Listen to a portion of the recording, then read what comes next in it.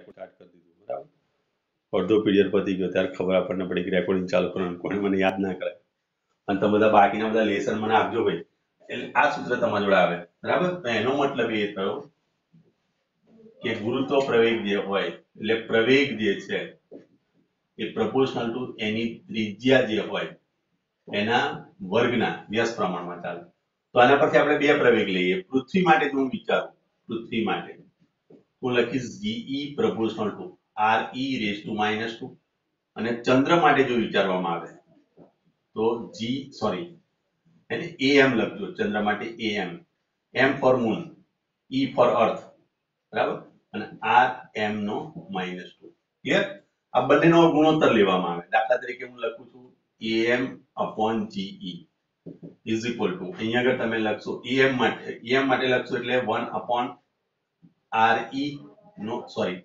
rm નો square થશે અહીંયા આવશે 1 upon re નો સ્ક્વેર થશે આ re ઉપર જતું રહેશે અને rm નીચે આવશે ક્લિયર હવે re તમે જાણો છો પૃથ્વીનું ત્રિજ્યા એ 6400 કિલોમીટર છે એટલે 6400 ગુણ્યા 10⁻³ અને આગળ હતું 3.84 લઈ લો 10⁸8 આનો વર્ગ અને આનો વર્ગ અહીંયા આગળ થઈ જશે એની 5 ઘાત 5 ઘાત કરશો એનો વર્ગ કરશો એટલે 10 થઈ જશે એટલે 64 ગુણ્યા 64 નો વર્ગ ગુણ્યા 10 ઘાત થઈ જશે અહીંયા આગળ આવી જશે 3.84 નો વર્ગ ગુણ્યા 10 ની 16 ઘાત બરાબર ક્લિયર આટલી વસ્તુ 6400 કિલોમીટર પૃથ્વીનો બરાબર એક મિનિટ મારો ગણતરી કઈ ભૂલ તો નથી અહીંયા 8 મીટર અને 6400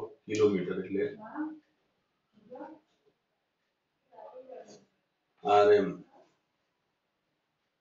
ને re 1 upon ge am upon gm okay ચલો વાંધો નહીં આનું જે કેલ્ક્યુલેશન આવે છે એ લગભગ તમારું 1 upon 3600 જેટલું આવશે therefore મારે સૂત્રમાં મેં શું કર્યું છે g ચોપડીમાં g ઉપર આપેલો છે તો g upon am એ તમે લખશો એટલે 3600 બરાબર આ રીતનું આવશે 3600 બરાબર ચલો તો અહીંયા આનું જે કેલ્ક્યુલેશન તમે કરો છો એ તમારું લગભગ 3600 ગણમાં આવે બરાબર તો આના પરથી પણ તમે કહી શકો ગુરુત્વ પ્રવેગ ચંદ્રનો એ પૃથ્વીના પ્રવેગ કરતા પણ અતિ સૂક્ષ્મ છે અહીંયા તમે જોઈ શકો છો કે આના કરતા કેટલા ગણો 3600 ગણો વધારે થયો em જે થયો એ આના કરતા કેટલા ગણો 3600 ગણો વધારે થયો માટે પણ આપણે કહી શકીએ કે ભાઈ ચંદ્રનો પ્રવેગ જે છે એ પૃથ્વીના પ્રવેગ કરતા ઘણો નાનો છે બરાબર તો આ રીતનો કોઈ વાર તમને પ્રશ્ન પૂછે કે ભાઈ ગુરુત્વાકર્ષણની સરખામણી કરો બરાબર ચલો સરખામણી બંને રીતે તમને સમજ પડી હલો અથવા તો તમે આ સૂત્ર પરથી પણ કહી શકો કે em બરાબર શું લખાય em ને હું કરતા બનાવું તો ge લખાય તો ge ના મૂલ્ય કરતા 3600મો ભાગ એને આપણે કહીએ છીએ ગુરુત્વ પ્રવેગ કોનો ચંદ્ર પરનો પ્રવેગ તો તમે વિચારી શકો છો કે એ બહુ અતિ સૂક્ષ્મ છે એવું પણ તમે કહી શકો છો બોલો ખ્યાલ આવ્યો હલો ઓકે ચલો હવે પ્રશ્ન તમને એવો કોઈ કે ભાઈ ગુરુત્વાકર્ષણનો સાર્વત્રિક નિયમ લખો અને તે સમજાવો એ 4 માર્કનો સવાલ આખો બને બરાબર એના બે રીતે સમજૂતી આવે છે સદિશની રીતે પણ આવે છે અને અદિશની રીતે પણ આવે છે તો મોટા ભાગે તમને સદિશની રીતે પૂછશે બરાબર તો સદિશની રીતે પૂછે એટલે તમને સદિશ ગુણાકારની સદિશ સરવાળાની ખબર હોવી જોઈએ ચલો પ્રશ્ન આવો કંઈક થાય કે ગુરુત્વાકર્ષણ બળનો સાર્વત્રિક નિયમ લખો અને સમજાવો 4 માર્કનો સવાલ બને બરાબર ચલો સાર્વત્રિક નિયમ આમ તો જો કે તમને બધાને મોટા ભાગને ખબર હશે પણ છતાંય હું અત્યારે ફરીવાર લખું છું એને ધ્યાનથી જોઈ લેજો વિશ્વનો દરેક દળ ધરાવતો કોણ કે પદાર્થ બીજા દળ ધરાવતા પદાર્થ કે કણ પર આકર્ષણ બળ લગાડે છે જે તેમના દળોના ગુણાકારના સમપ્રમાણમાં અને તેમની વચ્ચેના અંતરના વર્ગના વ્યસ્ત પ્રમાણમાં હોય છે। અહીં વધારાની મેં એક લાઈન પણ લખાઈ હતી, આ બળ હંમેશા જોડતી રેખામાં જ લાગે,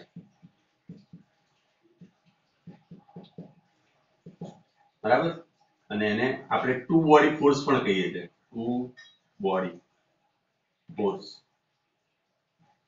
આ પણ મેં સમજાવ્યું હતું, યાદ કરી લો। ટુ બોડી ફોર્સ પહેલા સમજાવી દઉં। અને દાખલા તરીકે અહીંયા આગળ એક દળ 2 અને 3 દળ છે। આનું દળ m1 છે, આનું દળ m2 છે અને આનું દળ m3 છે। હવે આ બે વચ્ચે જ્યારે બળ, દાખલા તરીકે આ બંને વચ્ચેનું અંતર r છે, આ બંને વચ્ચેનું અંતર પણ r છે અને આ બંને વચ્ચેનું પણ અંતર r છે, બધા વચ્ચેના અંતર r છે એવું વિચારો। હવે જ્યારે તમે આ બે બળોની ચર્ચા કરતા હોય, આ બે પદાર્થની ચર્ચા કરતા હોય ત્યારે એની કોઈ અસર થાય નહીં। જ્યારે આ બેની ચર્ચા કરતા હોય ત્યારે એની કોઈ અસર થાય નહીં, બરાબર। જ્યારે તમે આ બેની ચર્ચા કરો તો આનું દળનું કોઈ મહત્વ નથી, આ બેની ચર્ચા કરો ત્યારે આનું કોઈ દળનું મહત્વ નથી, આ બેની ચર્ચા કરો તો આનું મહત્વ નથી, સમજ પડી? આ બેની ચર્ચા કરતા હોય ત્યારે આનું મહત્વ નથી। એટલે કે તમે ગુરુત્વાકર્ષણ બળ શોધી શકો તો બે દળ ધરાવતા પદાર્થ વચ્ચે શોધી શકો, ત્રીજા દળની કોઈ અસ્તિત્વ, ત્રીજા દળની કોઈ અસર થાય નહીં। દાખલા તરીકે હું તમને એમ કહું કે મારી અને પૃથ્વી વચ્ચેનું ગુરુત્વાકર્ષણ બળ મારે શોધવું છે, બરાબર। તો પૃથ્વીની સપાટી પર ઉભો છું તો પૃથ્વીનું દળ લેવાનું, મારું દળ લેવાનું, મારી અને પૃથ્વી વચ્ચેનું અંતર લેવાનું। હવે એની વચ્ચે અહીંયા બોર્ડ પણ છે, અહીં ખુરશી પણ છે, આ ટેબલ પણ છે, એ બધી વસ્તુ છે, એ બધાનું દળ છે, એ બધાને કારણે અસર તો થતી હશે પણ એને કદી ધ્યાનમાં ના લેવાય, એવું જે બળ થાય એ બળને કહેવાય ટુ બોડી ફોર્સ। આટલી વસ્તુ સમજ પડી? આ વ્યાખ્યાને બધું મેં આગળ ચલાવ્યું છે છતાં પણ જોઈ લો। બીજું, આ બળ હંમેશા જોડતી રેખામાં લાગે, આ બે વચ્ચે જે બળ લાગશે એ બંનેની જોડતી રેખામાં જ લાગે। આ આની પર બળ લગાડશે એટલું જ આ આની પર બળ લગાડશે, સમજ પડી? આ બળ એવું ના આવે કે આ બળ અહીંયાથી આમ જઈને અહીંયાથી આમ લાગે, આ બળ અહીંયાથી આમ જઈને અહીં લાગે, અહીંયાથી આમ પહોંચીને અહીંયા લાગે, એવું કદી બને નહીં। બળ હંમેશા જોડતી રેખામાં જ લાગે।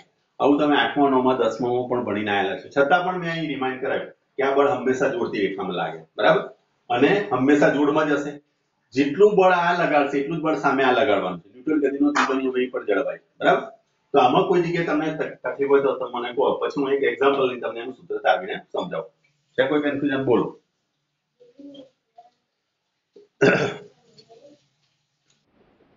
ઓકે, અને બાકીના બધા લેસન વગર વાળા જે છે એ બધા જરા થોડોક વિચાર કરજો કે આપણે કઈ પરિસ્થિતિ પર ઉભા છે। જનરલ ઓપ્શન તમને મળ્યું છે, તમે એકદમ જલસાવાળી લાઈફ પર ના જતા રહો।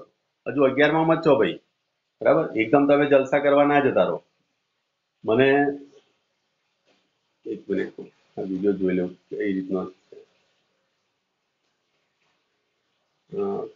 છે, જોઈ લો મને લેન્ડસ્કેપ છે, ઓકે વાંધો નહીં, ચલો ઓકે, ચલો આગળ જઈએ।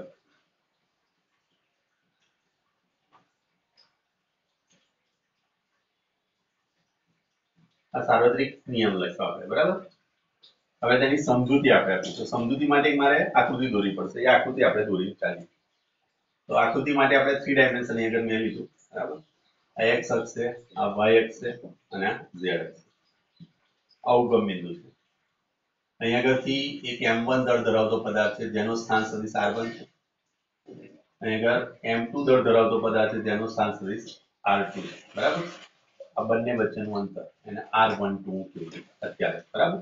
તો આગળ તમે લખી શકો કે આકૃતિમાં દર્શાવ્યા મુજબ, આકૃતિમાં દર્શાવ્યા મુજબ m1 અને m2 દળ ધરાવતા કણોના સ્થાન સદિશ અનુક્રમે r1 અને r2 છે। ક્લિયર? હવે આપણે શોધવું છે m1 વડે લાગતું m2 પર બળ, બરાબર? m1 વડે m2 પર લાગતું ગુરુત્વાકર્ષણ બળ એ શોધવું છે આપણે, જેને આપણે કહીશું F1 F21 F21, બરાબર? 1 વડે 2 પર લાગતું બળ આપણે શોધવું, બરાબર? ચલો તો M12 આના વડે આની પર લાગતું બળ, બરાબર? અથવા તો M2 વડે એ પણ શોધી શકો તમે. ચલો તો અહીંયા તમે સૂત્ર લખશો G M1 M2 અપોન આ બંને વચ્ચેનું અંતર, દાખલા તરીકે આને હું લખું છું R12 નો સ્ક્વેર, બરાબર? અને અહીંયા આગળ આનો જે એકમ આવશે અહીંયા આગળ એ તમે લખશો R12, આ રીતે તમે લો છો, બરાબર? ક્લિયર? તો 1 વડે 2 પર લાગતું બળ, 1 વડે 2 પર લાગતું બળ એની આ દિશા થઈ ગઈ, આ દિશામાં જઈ ગયો છે આપણે, બરાબર? ચલો આનું આપણે સાદુરૂપ આપવા જઈએ, આનો એકમ સદિશ થયો, આ એકમ સદિશ થયો, બરાબર? કારણ કે બળ હંમેશા આપણે એકમ સદિશની દિશા વડે દર્શાવીએ છીએ. હું આને આમ પણ લખી શકું ને કે માઈનસ, આનો મતલબ એવો પણ કરી શકું minus G M1 M2 upon R12. Minus આપણે પછી લઈએ, અહીંયા આગળ R12 જે છે એનું આ રીતે પણ લખી શકું R12 અપોન R12, બરાબર? ક્લિયર? ચલો તો અહીંયા આગળ તમારી જોડે થઈ જશે G M1 M2 upon R12, આ સ્ક્વેર હતો ને એક આવી ગયો એટલે ક્યુ થઈ ગયો અને R12, આ રીતે એક સદિશ મળે આપણને. ક્લિયર?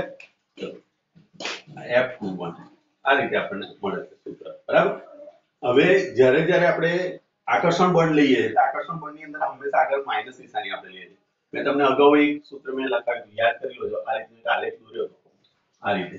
તો ઉપરનો જે ભાગ હતો એને મેં પોઝિટિવ લખ્યો હતો, નીચેના ભાગને આપણે નેગેટિવ. નેગેટિવ બળ જે છે એ આકર્ષણ બળ શું છે એવું મેં તમને એ વખતે સમજાવ્યું હતું, બરાબર?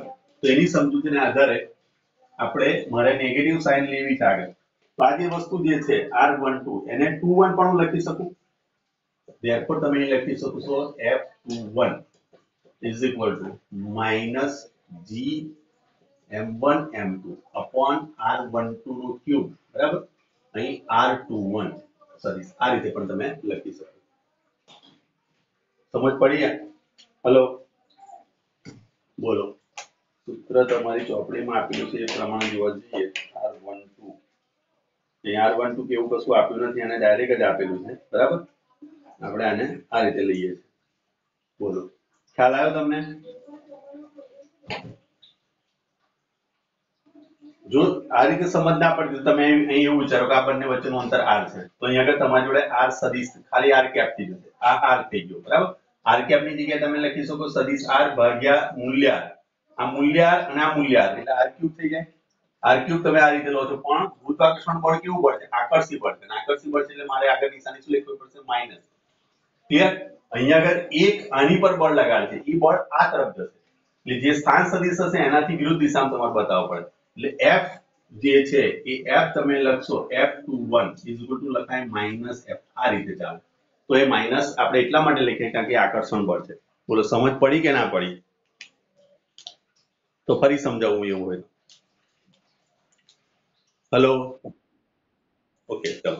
એનો મતલબ એવો થયો કે જે રીતે તમે અહીંયા F21 શોધો છો એ જ રીતે F12 જ્યારે શોધશો તો પણ એનો જવાબ શું લખાશે? -2 હશે, -f આવશે. એનો મતલબ એ થયો કે 2 વડે 1 પર લાગતું બળ એની ડાયરેક્શન આ દિશામાં હશે, બરાબર? આ દિશામાં હશે. એ વખતે એનો જે સ્થાન સદિશ હશે એની વિરુદ્ધ દિશા તમારે લેવી પડશે. આ રીતે પણ તમે સૂત્ર સાબિત કરી શકો છો. ક્લિયર? તો અહીં બંને કિસ્સાની અંદર તમે જોઈ શકો છો કે બંને કિસ્સાની અંદર અહીં માઈનસ સાઇન આપણે લેવી પડે. માઈનસ સાઇન એટલા માટે લખે છે કે અહીંયા જો R12 નો મતલબ શું થયો? R12 એટલે શું? R12 જો મારે કાઢવું હોય આ બંને વચ્ચેનું અંતર, દાખલા તરીકે હું આને જો R12 લઈ લઉં સદિશ, આ રીતે આમ બળ આ રીતે લાગે છે એવું આપણે કહીએ તો અહીંયા આગળ સદિશના નિયમ પ્રમાણે લખવા જાવ તો શું થશે? જો ત્રિકોણ ધારી લો અહીંયા આગળ અને O P અને Q ત્રિકોણ ધારી લો તો આ બેનું summation R1 plus R12 is equal to શું લખાશે? R2. therefore R12 is equal to શું લખાશે? R2 minus R1 થઈ જશે. તમે જોઈ શકો છો ને R1 પેલી બાજુ જતો રહે તો R12 બરાબર આ લખાશે. ક્લિયર? તો મારે જો R12 લેવું હોય અને R12 તરીકે મારે ફેરવવું હોય આગળ તો આને પહેલા મારે આગળ લેવો પડશે. આગળ લઈશ જ્યારે તો માઇનસ નિશાની ઓટોમેટિકલી આવશે r1 r2. જો અહીં માઇનસ નિશાની હું આગળ લેવું તો અને માઇનસ વડે આપણે ગુણીએ તો r12 ની જગ્યાએ મારે જ્યારે હું લખું ત્યારે આગળ માઇનસ નિશાની આવે કારણ કે r11 r12 થાય. ઓકે, આ સદિશના નિયમ પરથી આપણે આ વસ્તુ સમજીને આવેલા છે. બરાબર, ચલો કોઈ કન્ફ્યુઝન હોય તો મને કહો. આ રીતે તમારે એને સાબિત કરીને આપવાનું. પહેલા સાર્વત્રિક નિયમ લખવાનો છે, આકૃતિ દોરો, એના પછી આ સૂત્ર મૂકો. સૂત્ર મૂકીને હંમેશા યાદ રાખજો તમારે એને માઇનસમાં જવાબ લાવો. માઇનસમાં એટલા માટે કારણ કે આકર્ષણ બળ છે. કયું બળ છે? આકર્ષી બળ છે. માટે આપણે એને માઇનસ તરીકે રજૂ કરીએ છીએ. ચલો જઈએ આગળ.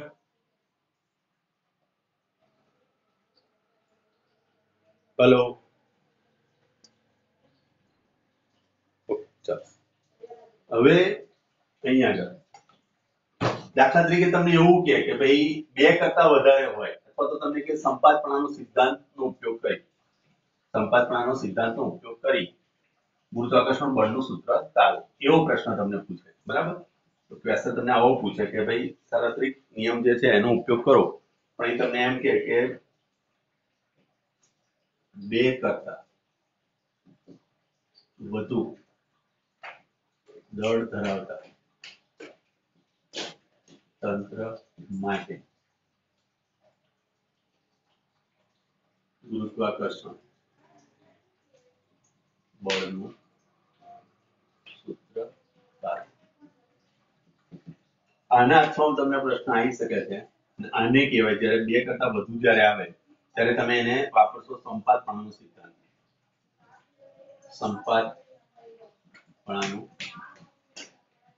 સિદ્ધાંત સમજાવો. ચલો આપણે જોઈ લઈએ. આ શબ્દનો ઉપયોગ તમારે 12માં આવવાનો છે, પણ અત્યારે હું તમને એ પણ સમજાવી દઉં. દાખલા તરીકે અહીંયા તો 2 દળ હતા. 2 દળ હતા માટે આપણે એકબીજાને શોધી શકીએ. પણ માની લો કે અહીંયા આગળ આ એક m1 દળ ધરાવતો પદાર્થ છે જેનો સ્થાન સદિશ આપણે લઈએ છીએ r1. આ m2 દળ r2.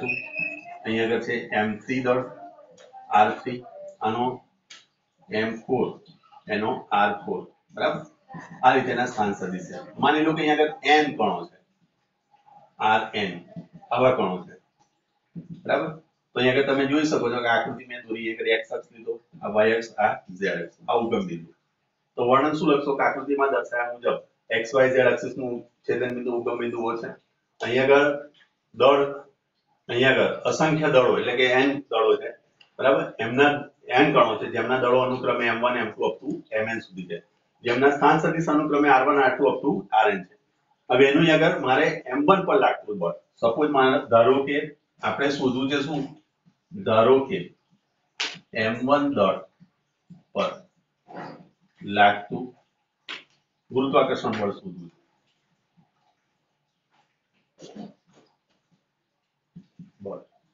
બરાબર, એ શોધવું છે. એને આપણે કહીએ કે F1 આપણે શોધવું છે. F1 એટલે શું થાય? તો F1 એટલે આની પર લાગતું બળ કોણ કોણ લગાડી શકે છે? તો બાકીના બધા જે લગાડે છે એ આપણે શોધવું. તો અહીંયા F1 2 F13 F14 up to તમે લખી શકો છો F1n. અને F11 ના આવે એ શક્ય નથી. F11 શક્ય નથી. તમે જોઈ શકશો અહીં મેં F12 લખ્યું, F13 લખ્યું, F14 લખ્યું, F15 લખ્યું, પણ અહીંયા કોઈ પણ જગ્યાએ મેં F11 નથી લખ્યું. એનું કારણ શું છે કે આપણે આપણી પર કદી પણ બળ લગાડી શકીએ નહીં. આ પણ મેં એકવાર ચર્ચા કરેલી, યાદ કરી લેજો. જ્યારે આપણે શરૂઆત કરી ત્યારે મેં તમને કીધું કે આપણે આપણી પર કદી બળ લગાડી ના શકીએ, કારણ કે આપણી અને આપણી વચ્ચેનું અંતર 0 થયું. જો અંતર 0 થાય તો બળ ઇન્ફાઇનાઇટ અવ્યાખ્યાયિત થઈ જાય. સમજ પડ્યા?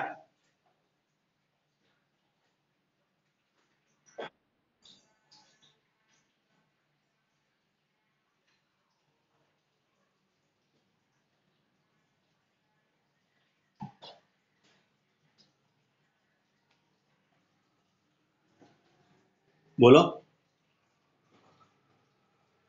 ઓકે, ચલો હવે અહીંયા આગળ મારે એના સૂત્ર પ્રમાણે લખવા જવું હોય તો જુઓ, F12 લખવા જવું તો અહીંયા આગળ શું લખાશે? G m1 m2 upon r12 square અને r12 cap plus G m1 m3 upon r13 cap લખાય. અપ ટુ જેટલા તમને આપેલા છે એ રીતે, બરાબર. હવે અહીંયા આગળથી મારે સપોઝ આની પર લાગતું બળ શોધવું છે. કોના વડે લગાડે છે? તો M2 લગાડે છે. તો બધાને મારે અહીંયા આગળથી જો આ જે છે એ મૂલ્યનું હું રિવર્સ કરું તો આગળ માઇનસ નિશાની આવે. R12 નો મતલબ શું થયો? માઇનસ R21 લખાય. હલો, લખાતું? આ R12 છે તો 21 જો લખું તો આગળ મારે માઇનસ મૂકવું પડે. તો અહીંયા આગળ જ્યાં જ્યાં મને R12 R13 દેખાશે એની જગ્યાએ હું ઉલટાવું તો દરેકની આગળ માઇનસ નિશાની હશે. જો આ રીતે આવશે minus GM1 M2 upon R12 square R21 cap, બરાબર. એ રીતે અહીંયા આગળ નિશાની માઇનસ લઈ લો. Minus GM1 M3 upon R13 નો સ્ક્વેર, એ સ્ક્વેર આવશે. અહીં 31 થઈ ગયું. Minus GM1 M4 upon R14 નો સ્ક્વેર R41 કેપ. આ રીતે બધા ચાલ્યા કરે. હવે આની અંદરથી દરેકમાંથી હું જો માઇનસ નિશાની કોમન કાઢી લઉં, F1 is equal to minus, આ બધાની અંદર આવી જશે GM1 M2 upon R12 square R21 cap plus GM1 M3 R13 square R31 cap up to છેક સુધી, એટલે સુધી n સુધી જાઓ તમે. GM1 MN upon R1N નો સ્ક્વેર RN1 cap. આ રીતે તમને સૂત્ર મળે. તો સંપાતપણાના સિદ્ધાંત મુજબ તમે આ રીતેનું બળ શોધી શકો છો, બરાબર. હવે આ બળ જો કોમનલી તમારે શોધવું હોય તો તમે સિગ્માનો ઉપયોગ પણ કરી શકો છો. F1 શોધવા માટે તમે લખી શકો છો sigma I running from 1 to n and J also J is less than I, બરાબર. J is greater than I લખો કારણ કે એક તમારો મોટો આવે છે, બરાબર. I કરતા મોટો, I is not equal to J. આ રીતે તમે સૂત્ર બનાવી શકો છો. અહીં G આવશે MI MJ upon RIJ નો સ્ક્વેર RJI નો કેપ અને આગળ નિશાની માઇનસ. આ રીતે તમે એને સિગ્માના ફોર્મમાં પણ લખી શકો છો, જે ખાસ કરીને JEE નીટમાં આ સૂત્રનો ઉપયોગ તમે કરશો. બોલો, છે કોઈ કન્ફ્યુઝન આની અંદર? હેલો,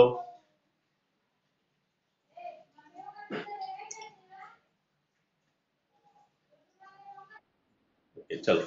બીજી વસ્તુ કે ગુરુત્વાકર્ષણ બળ જે છે એને કેન્દ્રીય બળ કહે છે, બરાબર. એનું કેન્દ્રીય બળ કહેવા પાછળનું એક રીઝન છે પર્ટિક્યુલર, બરાબર. એ આપણે જોઈએ. આટલે સુધી તમારે લખવાનું હોય કે જ્યારે તમને 2 કરતા વધારે દળ આપેલા હોય તો આ સૂત્ર તમારે આટલે સુધી સાબિત કરવાનું છે. આ તમને વધારાનું જો સમજાયું કે જ્યારે તમે JEE નીટ કરશો ત્યારે આ સૂત્રનો મીનિંગ આવશે. તમારું આ સૂત્ર ડાયરેક્ટ આવશે તો કદાચ તમને ખ્યાલ નહીં પડે, બરાબર. JEE નીટના ક્લાસ લે છે કે નહીં લેતા લોકો? હેલો, ફરીના તમારા લોકોના ક્લાસ થાય છે કે નથી થતા? હે, હેલો, અવાજ આવે છે કે નહીં મારો?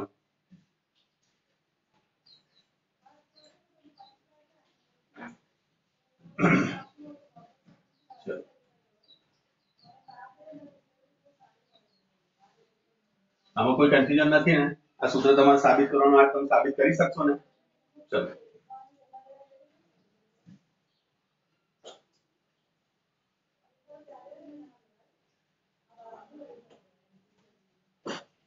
હવે જો ગુરુત્વાકર્ષણ બળ એ કેન્દ્રીય બળ છે, આપણે સાબિત કર્યું. સેન્ટર તરફ લાગતું બળ છે, કેન્દ્ર તરફ લાગતું બળ છે, બરાબર. દાખલા તરીકે તમે વિચારો કે આ એક મોટો પદાર્થ છે, બરાબર, અને એક નાનું કણ અહીંયા આગળ છે, બરાબર. આનું દળ m છે, આનું દળ કેપિટલ M છે, આ એનું કેન્દ્ર છે, બરાબર. હવે સપોઝ માન લો કે અહીંયા આગળ એક બીજો દળ છે, અહીંયા આગળ M1 જે દળ એ M2 દળ ધરાવતો પદાર્થ છે અને કે M3 દળ ધરાવતો પદાર્થ છે અહીંયા આગળ, બરાબર. આ ત્રણ સરખા દળના પદાર્થો છે. તો હવે આની પર લાગતું બળ, આના વડે લગાડતું બળ એ આ દિશામાં તમે કહી શકશો આ દિશામાં લાગશે. ક્લિયર? આને સપોઝ આપણે એમ કહી શકીએ F21 અને આ પણ F31. આ દિશા થઈ. બંને વચ્ચેના જો અંતર સમાન હોય તો તમે અહીંયા આગળથી અહીંયા આગળ આ થીટા જો તમે અહીંયા આગળ વિચારો બંને માટેનો થીટા થયો તો બે ઘટક પડે અહીંયા આગળ. અહીં તમારો એક થીટા વાળો જે ઘટક થયો એ તમારો એક cos ઘટક પડે અને એક sin ઘટક પડે. યાદ કરી લોજો. આ રીતે થીટા બનતો હોય ને અહીંયા આગળ f થતો હોય તો આ ઘટક તમારો થાય f cos થીટા, આ બાજુનો ઘટક થાય f sin થીટા. યાદ આવ્યું કઈ? હેલો,